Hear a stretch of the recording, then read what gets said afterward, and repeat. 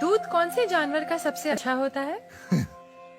बेटी, दूध तो भैंस का ही सर्वोत्तम होता है। फिर तो आपको भैंसशाला चलानी चाहिए स्वामी जी।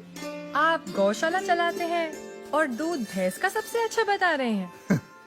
वो इसलिए बेटी, क्योंकि आपने दूध के विषय में पूछा है और दूध भैंस का ही उत्तम होता है। तो फिर गाय का दूध स्वामी जी? बेटी, गाय का दूध दूध नहीं, अमृत होता है। और हमारे लिए गाय जानवर नहीं, हमारी माँ है। वो कैसे स्वामी जी? बेटी, हमारे शास्त्रों में स्पष्ट उल्लेख है, गावो विश्वस्व मातरः, गाय संपूर्ण विश्व की माता है।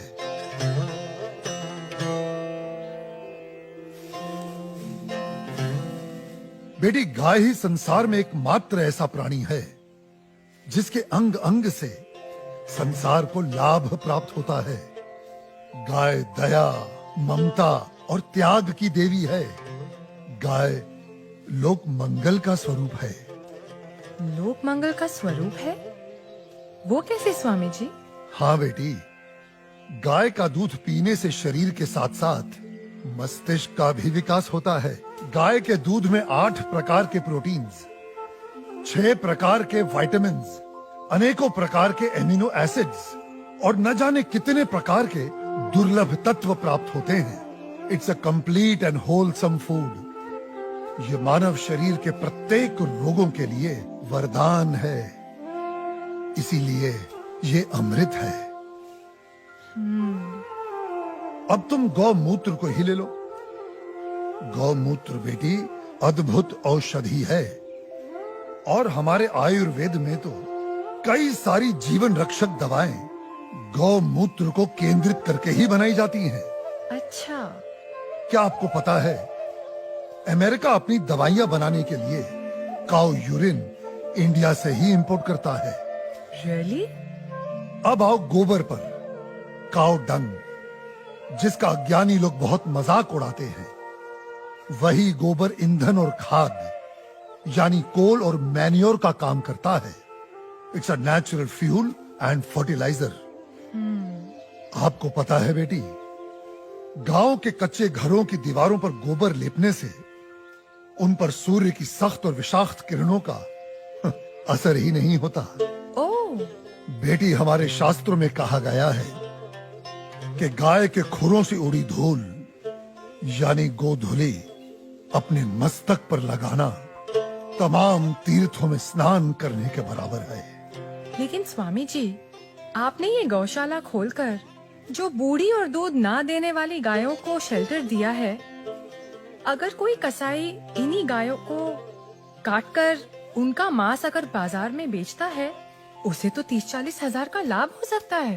लेकिन आपने तो इन बूढ़ी गायों को शरण देकर उसके पेट पर तो लात मार दी है।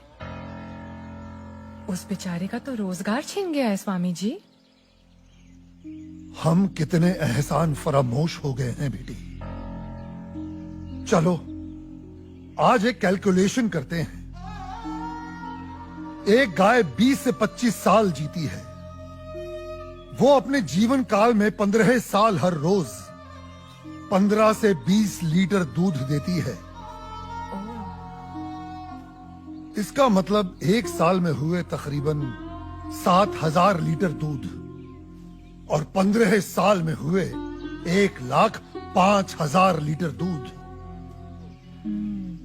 अब आप अंदाजा लगा लो, 1 लीटर दूध कितने का बिकता है और 1,05,000 लीटर दूध कितने का बिकेगा। अब तुम वैसे ही गोबर और गौमूत्र का भी गणित जोड़ लो।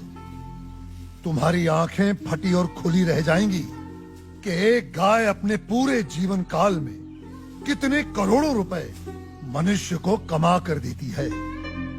बेटी, अनेक इंडस्ट्रीज काऊ डेयरी और उसके बाय प्रोडक्ट्स पर टिकी हुई हैं। और ये गणित यहीं खत्म नहीं होता बेटी।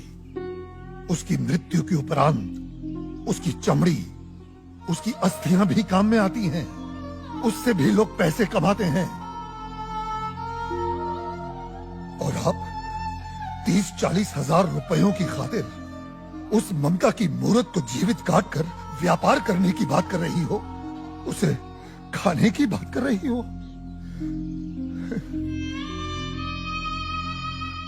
और कितना त्याग, कितना उपकार चाहिए एक प्राणी से।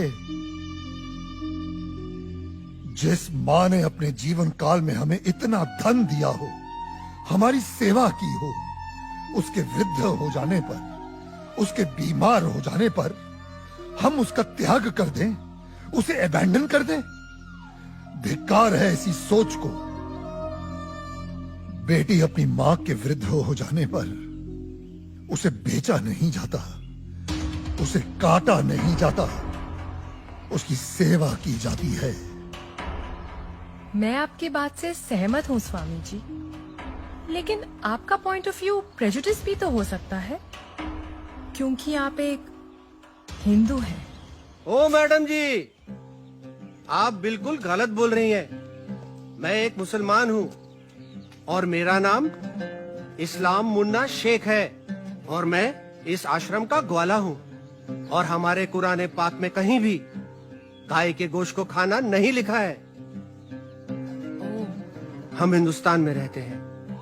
अगर गाय हिंदुओं की माँ है तो गाय हमारी भी माँ है।